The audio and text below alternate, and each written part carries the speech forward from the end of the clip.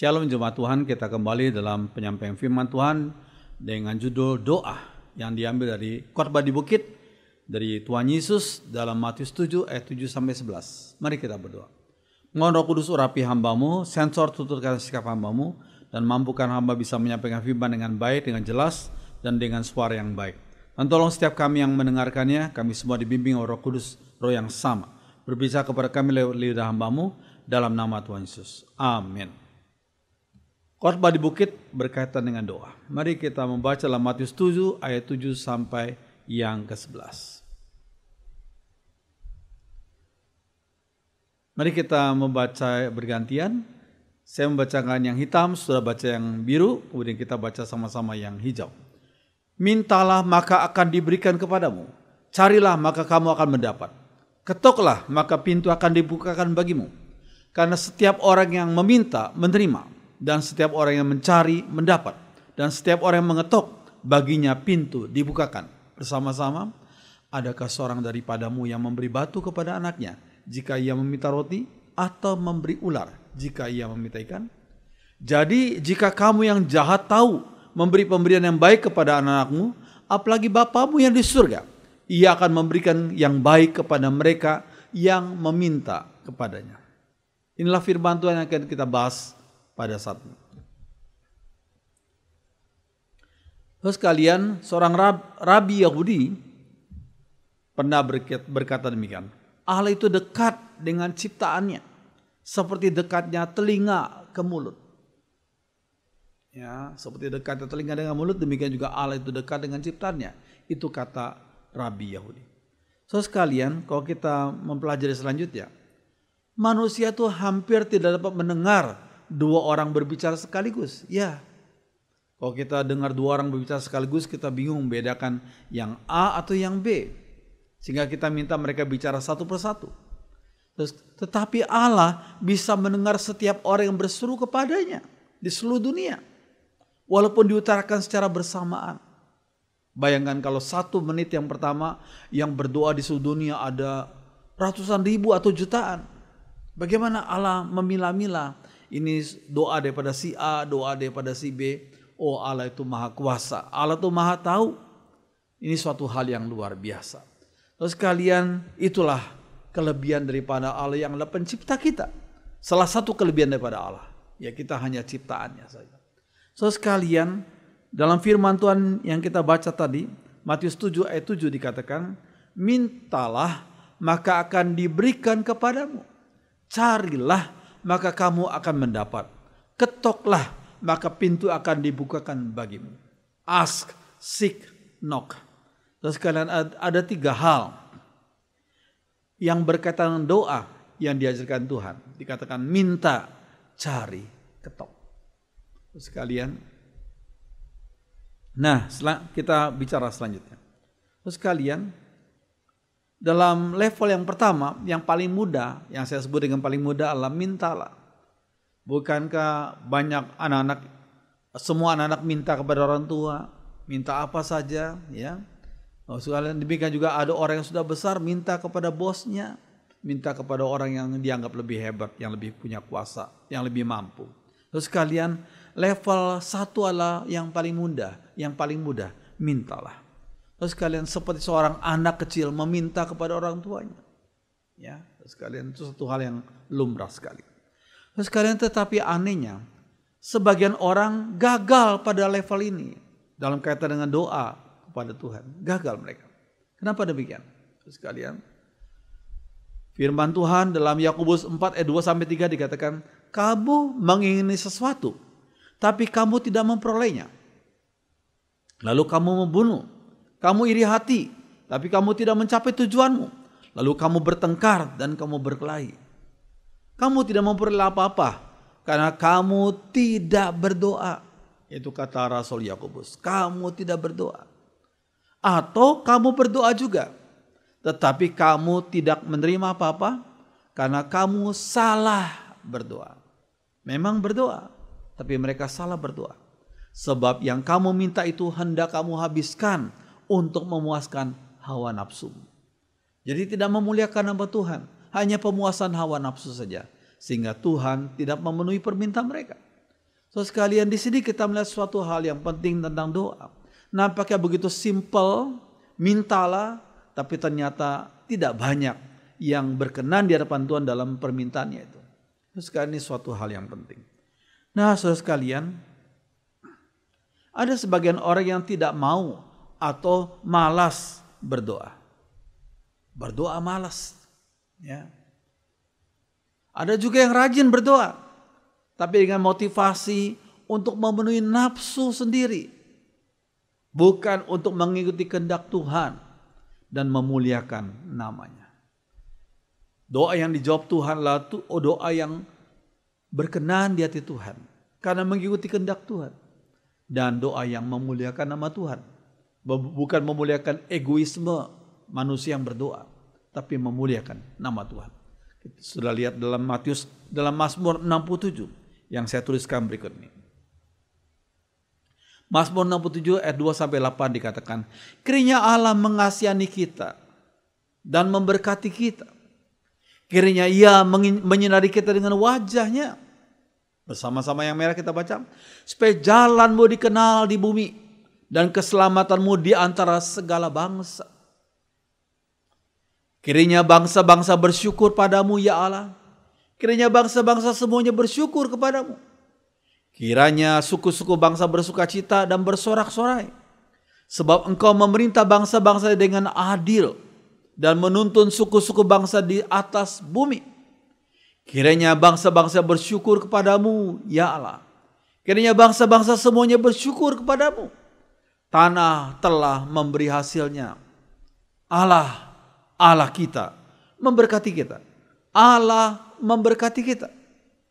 Kiranya segala ujung bumi takut akan Dia. Ini suatu hal yang indah sekali sekarang. Apa tujuan Allah mengasihani kita?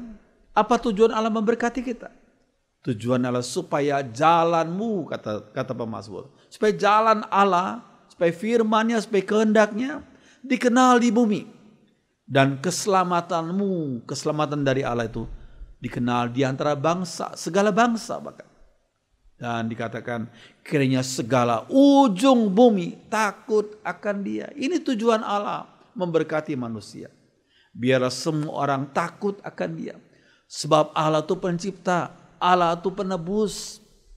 Maka manusia layak sekali untuk takut, untuk mentaati firman-Nya. Ini suatu hal yang penting. Terus sekalian puji Tuhan. Nah, saudara sekalian kita melanjutkan. Apa konsekuensi taat kepada Tuhan? Akibatnya. Sekarang kalau orang dengar kata konsekuensi, mungkin kita berpikir negatif. Tapi sebenarnya konsekuensi juga ada yang berkaitan dengan positif. Terus kan dalam Mazmur 81 ayat 14-15 dikatakan, sekiranya umatku mau mendengarkan aku, sekiranya mereka mau taat kepadaku, maka aku segera menundukkan musuh mereka. Kalau kita taat, kita bertobat, mengikuti kehendak Tuhan, maka Allah segera menundukkan musuh kita. Bukan kita sebagai orang beriman cari musuh, kita mau menang sendiri gitu, bukan. Tapi pergumulan kita setiap hari adalah menghadapi musuh. Baik itu musuh iblis, roh-roh jahat, maupun musuh dalam kaitan dengan kesulitan hidup ini, tantangan hidup ini, pergumulan hidup ini. Ya, bukan maksudnya musuh kita manusia. Kita harus berdamai dengan orang, dengan manusia. Ya, bukan berarti kita mengikuti cara hidup mereka. Ya, tapi kita berdamai untuk kemuliaan bagi nama Tuhan. Terus kalian dikatakan segera menundukkan musuh mereka. Kita berdamai untuk kemuliaan bagi nama Tuhan. Saudara sekalian, selanjutnya.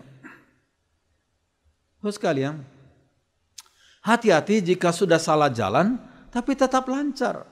Ini bahaya sekali. Ya, ini seperti seorang anak gitu berjalan di tengah-tengah jalan, ya, yang semuanya secara anak panah, tanda panah itu semua berlawan dengan perjalanannya anak ini. Bukankah ini bahaya sekali? Kalau mobil berjalan di kiri kanannya, ya, maka anak ini bahaya sekali. Dia akan keserempet, dia akan tertabrak oleh truk, oleh bis. So sekalian, hati-hati jika sudah salah jalan tetapi tetap lancar. Ya, anak dia sudah salah jalan tapi kok masih tetap lancar, seperti nggak ada mobil. Oh, sebentar lagi mungkin mobil tuh hanya menunggu lampu merah.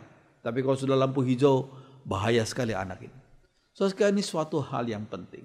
Saudara, tidak semua kelancaran adalah berkat. Jangan saudara pikir semua kelancaran hidup ini. Kalau hidup ini misalnya rezekinya lancar, bisnisnya lancar, pekerjaan lancar. Belum tentu semua kelancaran adalah berkat Tuhan. Jangan-jangan itu merupakan cobaan. Supaya kita dicobai. Akhirnya ya sudah, kita lewat jalan yang lebar saja, pintu yang lebar saja.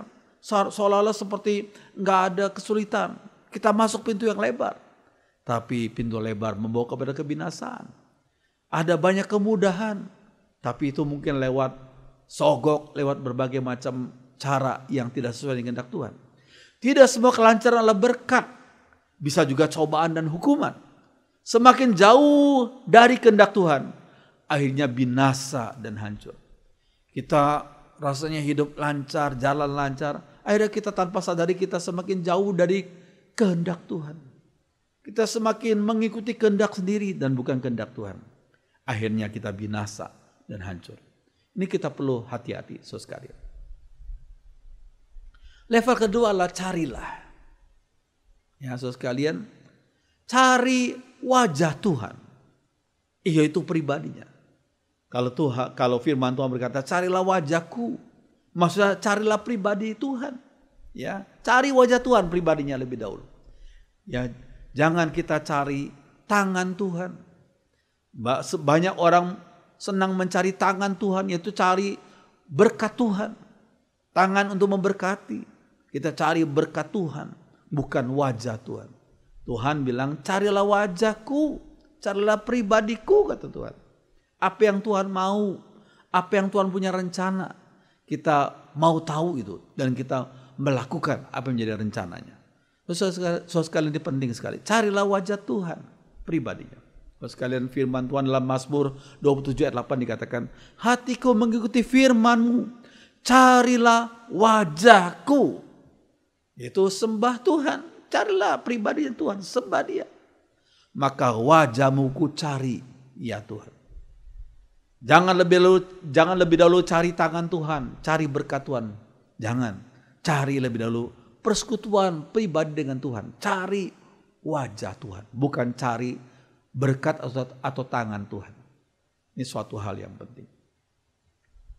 Menyembah Tuhan berarti mempersilakan kehendak Tuhan mengatur segala bidang hidup kita. Kita mencari, kita menyembah Tuhan. Ya, apa itu artinya sembah Tuhan? Yaitu mempersilakan kehendak Tuhan, mengatur segala kehendak kita, mengatur segala rencana dan segala bidang hidup kita. Ini suatu hal yang penting, ya, sekalian. Nah, menyembah Tuhan tidak harus memakai bahasa-bahasa yang kita sendiri nggak mengerti. Sebagian orang mempunyai pandangan seperti itu. Sembah Tuhan, wah, mereka memakai bahasa-bahasa yang tidak mengerti. Ya, yang maksud saya adalah bahasa roh menurut versi mereka. Kalau memang itu bahasa roh yang sungguh-sungguh karunia Tuhan, puji Tuhan. Tapi saya sadar ada sebagian orang, ada sebagian grup yang mengklaim ini karunia lidah, tapi sebenarnya itu buatan atau mekanisme lidah mereka sendiri. Terus kalian, mereka mengatakan hal-hal yang mereka nggak mengerti, karena mereka sekalian hanya ikut-ikutan mungkin. Ya, kalau memang itu adalah karunia Roh Kudus, puji Tuhan. Tapi ada sebagian yang hanya ikut-ikutan. Menyembah Tuhan tidak harus memakai bahasa-bahasa yang kita sendiri nggak mengerti. Bagaimana kita bisa menyembah Tuhan dengan bahasa yang kita mengerti, yang tidak kita mengerti? Kecuali itu bahasa yang asli dari Roh Kudus. Ya, ini suatu hal yang penting. Menyembah Tuhan artinya rela untuk taat pada kehendak-Nya. Seorang yang katanya, aku baru saja menyembah Tuhan, tapi dalam kehidupan pribadinya dia melakukan segala sesuatu yang tidak sesuai dengan kehendak Tuhan.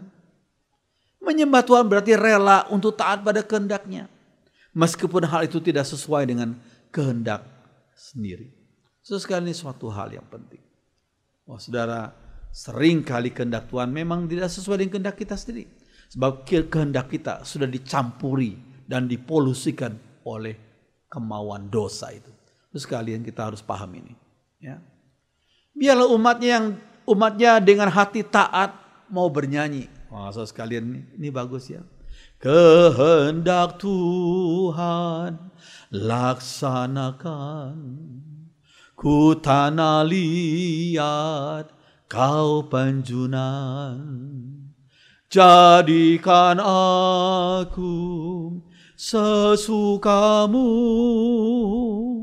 aku menunggu di kakimu. Kehendak Tuhan agar kita mau taat pada kehendaknya dan mau melakukan kehendaknya.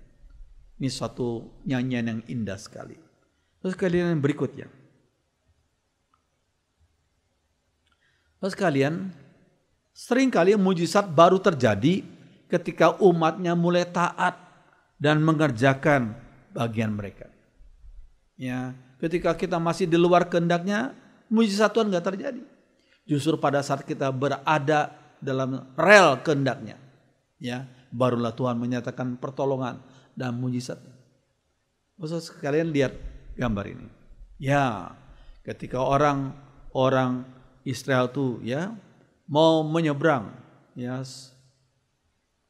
Sungai Yordan, ya. Terus kalian kalau sudah mungkin mau tahu, sekarang Sungai Yordan sempit ya, kalau dibandingkan dengan masa kita sekarang ini. Lalu mengapa Tuhan di firman Tuhan menyebut itu sebagai mujizat? Kita perlu tahu ya latar belakangnya. Ketika orang Israel akan menyeberang Sungai Yordan, lebarnya pada waktu itu sekitar 1,6 kilo. Kenapa begitu lebar waktu itu? Karena pada musim panen waktu itu biasanya air sungai itu melebar. Ya, sampai jauh, sampai lebarnya 1,6 kilo. Kedalamannya sampai sekian meter. Ya, ada yang katanya bisa 15 meter kedalamannya. Terus kalian, jadi itu enggak main-main. Lebarnya 1,6 kilo, kedalamannya bisa 15 meter. Pada saat musim panen. Yang adalah perintah Tuhan. Tuhan bilang seberangi Sungai Yordan itu. Tetapi pada waktu kaum imam itu memikul tabut Allah. Ketika para imam mulai menapakkan kaki mereka ke dalam air, mulailah air sungai itu menyibak. Sehingga terbelahlah Sungai Yordan itu. Yang satu ke sini, yang satu ke sana. Terus ini suatu hal yang luar biasa. Ketika para imam itu mulai menapakkan kaki mereka ke dalam air. Sambil mereka memikul tabut Allah itu. Disitulah mulai Allah melakukan mujizat ya. Dia mulai sibakan air yang sedang banjir itu. Terus ini suatu hal yang penting. Sering mujizat baru terjadi ketika umatnya mulai taat dan mengerjakan bagian mereka. Yang penting kita taat pada kehendak Tuhan. Kita bertobat dari jalan kita, dari hidup kita. Kita kembali kepada jalan Tuhan. Disitulah Tuhan akan melakukan mujizatnya yang kita tidak pernah duga sebelumnya. Terus kalian ini suatu hal yang penting. Terus kalian yang berikutnya. Nah, dengan mencari kita juga belajar banyak hal. Kita diperluas cakrawala kita berpikir. Ya, kita mencari informasi, mencari nasihat dari orang-orang yang dipimpin Tuhan, yang lebih mengerti masalah lebih dalam lagi. Terus kalian sehingga cakrawala kita berpikir lebih luas lagi. Terus kalian banyak gunakan waktu dan pertimbangan yang sesuai dengan prinsip firman Tuhan. Ya, kita belajar dari orang-orang yang sudah lebih pengalaman, ya. Jangan hanya dengan pertimbangan duniawi dan fisik. Kita cari orang-orang yang cukup rohani. Minta mereka nasihat, pengarahan. Dan minta dari mereka yang sudah pengalaman di bidang itu. Untuk memperluas pandangan kita. Terus kan ini suatu hal yang penting. Ya. Namun sekali lagi penting sekali, jangan ambil jalan pintas dengan melakukan dosa. Jangan lakukan itu. Misal saja kalau berpacaran dua anak Tuhan, tapi mereka sudah lakukan hubungan seks sebelum nikah, itu pasti cara yang gak sesuai dengan kehendak Tuhan. Itu cara duniawi yang pasti Tuhan gak berkenan. Jadi jangan ambil jalan pintas. Ikuti saja jalan Tuhan. Saudara sekalian, ini suatu hal yang penting. Nah, saudara sekalian, ingat Yesaya 32 ayat 17. Yuk kita baca sama-sama ya. Di mana ada kebenaran, di situ akan tumbuh damai sejahtera. Dan akibat kebenaran ialah ketenangan dan ketentraman untuk selama-lamanya. Kalau kita melakukan kebenaran Tuhan, maka dalam hati kita akan tumbuh damai sejahtera. Ya, akibat kebenaran ialah ketenangan dan ketentraman untuk selama-lamanya. Ini suatu hal yang penting sekali. Puji Tuhan. Nah, saudara sekalian, level ketiga adalah ketoklah. Saudara sekalian, ketok pintu itu, kalau kita ketok pintu tentunya tidak sekali, beberapa kali kita mengetok pintu. Saudara sekalian, perlu kesabaran, ketekunan, dan kesungguhan hati. Apalagi nenek yang mengetok ini, di luar tuh ada salju yang dingin sekali. Dia ketok sekali dua kali kok gak kedengeran ya oleh orang yang di dalam. Dia ketok lagi beberapa kali. Supaya orang yang di dalam itu mendengar suara ketokannya dan membukakan pintu bagi ibu itu, nenek itu. Tuhan itu, telinga Tuhan tidaklah tuli. Telinga Tuhan pasti dengar apa saja yang kita doakan. Baik yang kita doakan dari dalam hati juga Tuhan dengar.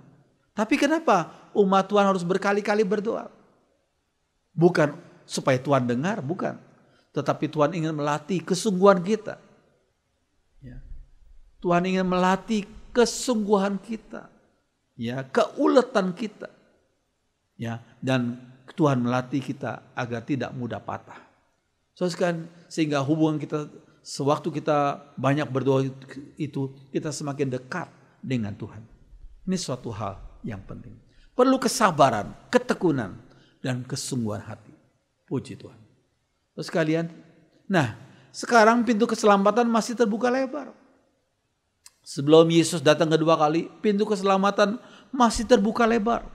Banyak kesempatan untuk bertobat dan memperbaiki diri. Kalau kita bertobat, biarlah kita perbaiki diri. Perbaiki cara, pola kita berpikir. Perbaiki segala cita-cita kita yang mungkin bertentangan dengan kehendak Tuhan. Ya, perbaiki diri agar kita hidup sesuai dengan kehendak Tuhan. Nah, sekalian, yang berikutnya.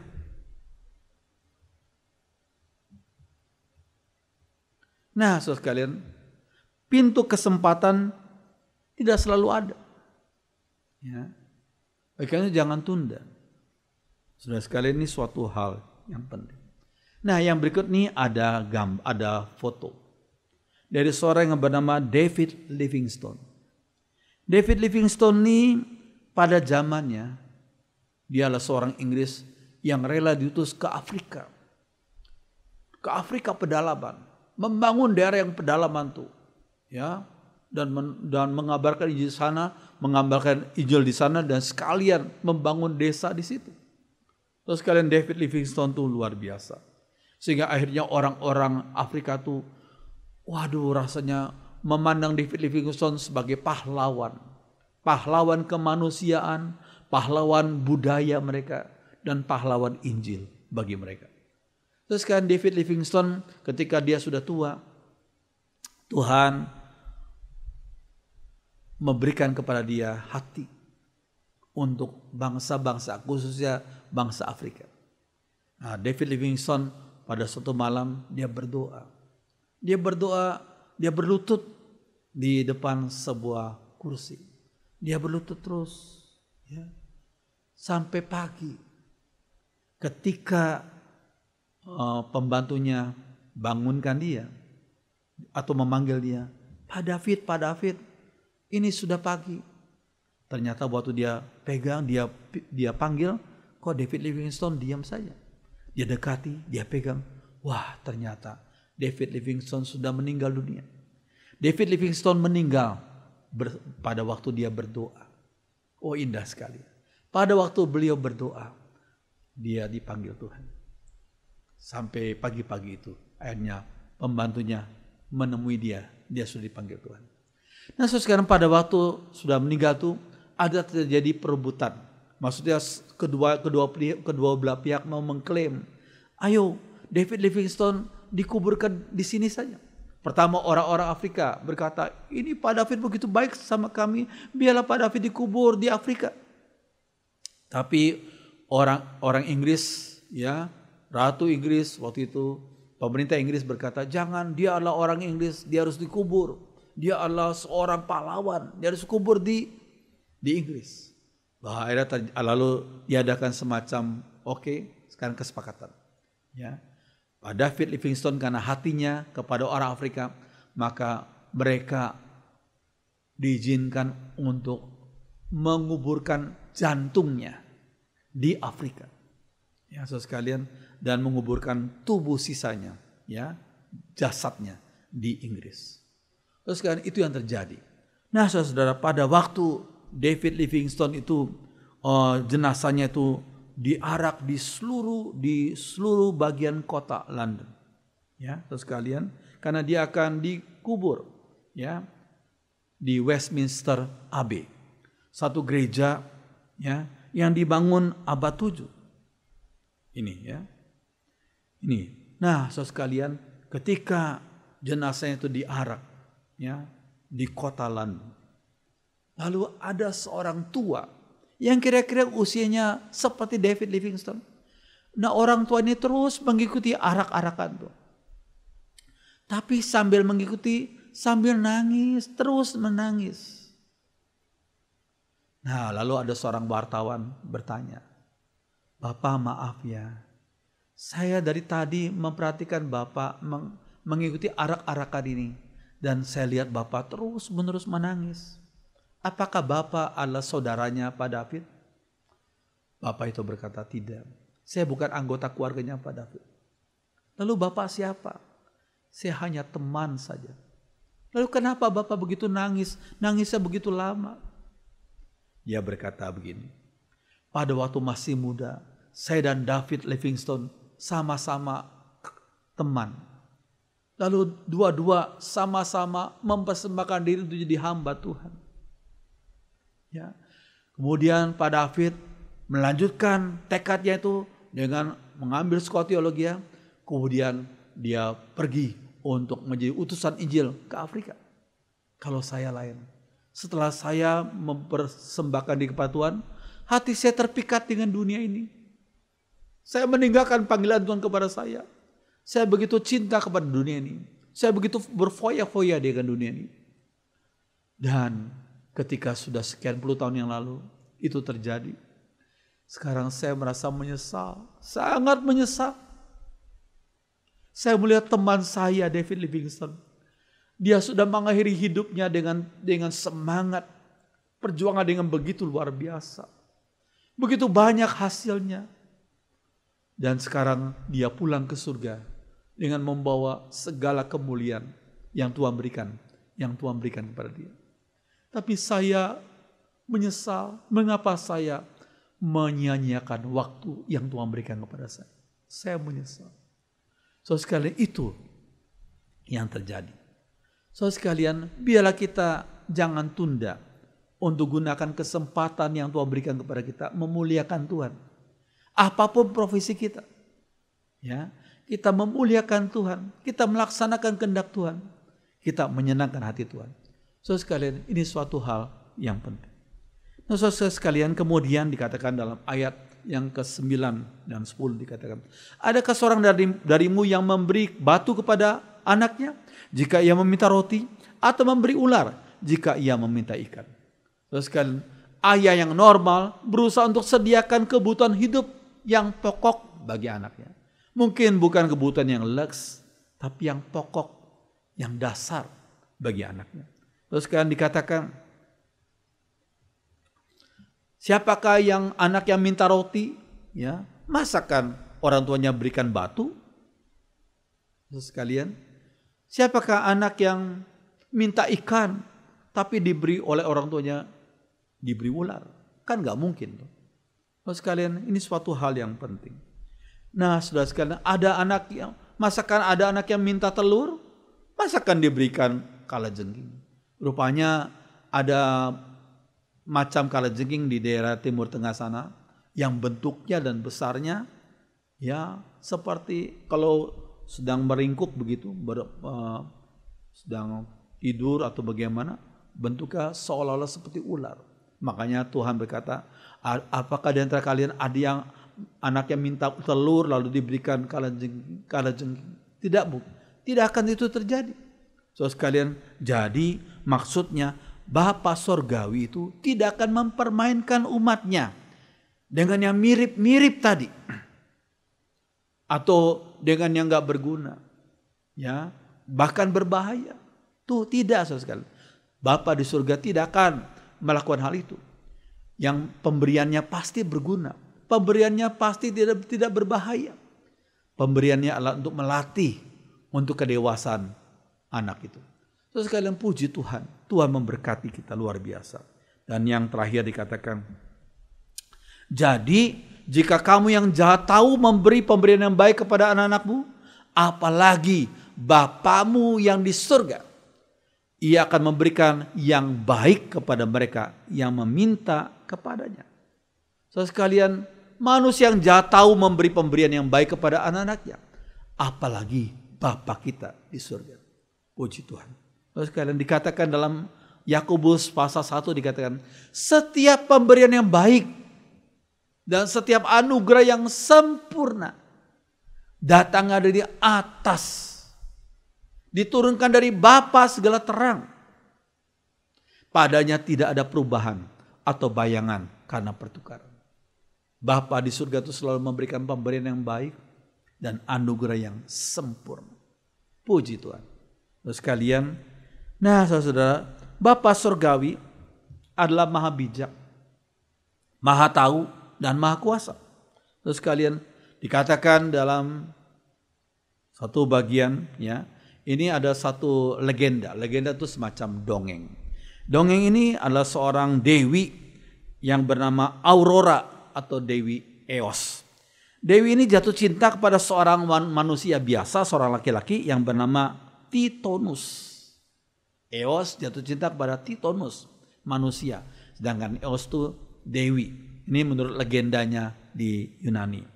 Maksud sekalian, karena cintanya, maka Eos, Dewi Eos itu minta berkat kepada dewa kepala yang namanya dewa Zeus. Apa yang dia minta? Dia minta agar suaminya, yaitu Titonus itu, tidak akan mati. Dia akan diberikan semacam hidup yang selama-lamanya, tidak akan mati. Ya. Tapi Aurora ini lupa untuk minta agar suaminya itu diberikan hidup yang selalu muda. Lupa dia. Pokoknya mintanya supaya suaminya itu nggak mati. Tapi lupa untuk minta berkat hidup yang selalu muda. Akibatnya apa? Pemberian itu menjadi kutuk, bukan berkat. Suaminya nggak mati-mati, tetapi semakin tua, semakin tua. So, sekarang Bapa kita di surga tidak seperti itu. Ya, Dia memberi pemberian yang baik. Ini suatu hal yang penting. So, sekarang Bapa Sorgawi adalah yang kekal dan tidak pernah meninggalkan umatnya. Ini suatu ayat yang luar biasa. Dikatakan, sekalipun ayahku dan ibuku meninggalkan aku, namun Tuhan menyambut aku. Luar biasa. Ayah dan ibu kita tinggalkan kita. Bisa tinggalkan. Seperti ayah dan ibu, papa, papi dan mami kami sudah dua-dua dipanggil Tuhan. Memang firman Tuhan berkata demikian. Sekalipun ayahku dan ibuku meninggalkan aku, namun Tuhan menyambut aku. Sekalian, sampai masa tuamu aku tetap diam. Dan sampai masa putih rambutmu aku menggendong kamu. Aku telah melakukannya dan mau menanggung kamu terus. Aku mau memikul kamu dan menyelamatkan kamu. Puji Tuhan. Bolehkah saya minta saudara membacakan sekali lagi ayat yang warna hijau ini. 1, 2, 3. Sampai masa tuamu aku tetap diam. Dan sampai masa putih rambutmu, aku menggendong kamu. Aku telah melakukannya dan mau menanggung kamu terus. Aku mau memikul kamu dan menyelamatkan kamu. Puji Tuhan. Biarlah firman Tuhan menjadi berkat bagi kita semua. Mari jemaat Tuhan kita berdiri, kita nyanyikan lagu yang indah ini.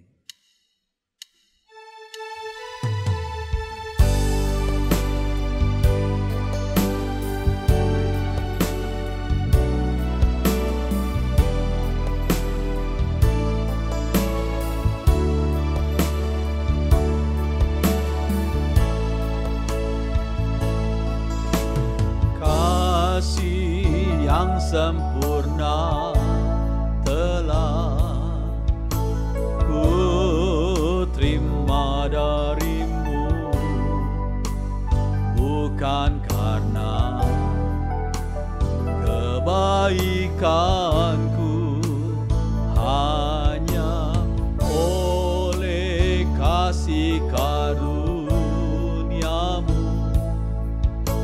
Kau pulihkan aku, layakkanku untuk dapat memanggilmu Bapa. Kau beri yang ku minta saat ku mencari, ku mendapatkan. Ku ketuk pintu bukakan, sebab kau Bapa-Ku, Bapa yang kekal. Takkan kau biarkan aku melangkah hanya sendirian. Kau selalu ada bagiku, sebab kau Bapa-Ku, Bapa yang kekal. Kau beri yang ku minta, kau beri yang ku minta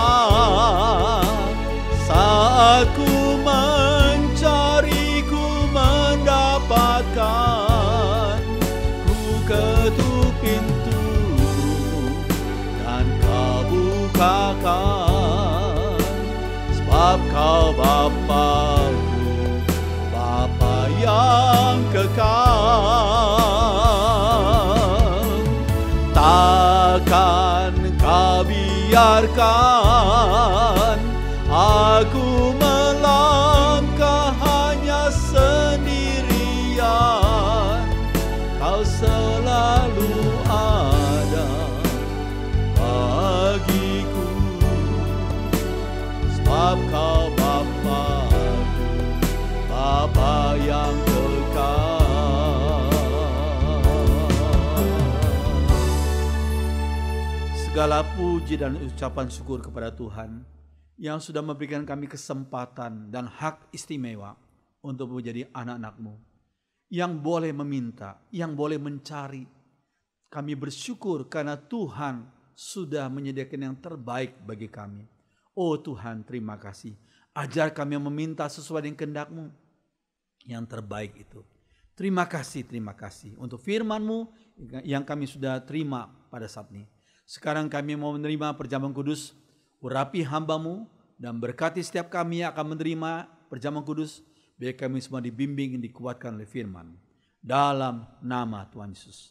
Haleluya. Amin. Silakan dulu.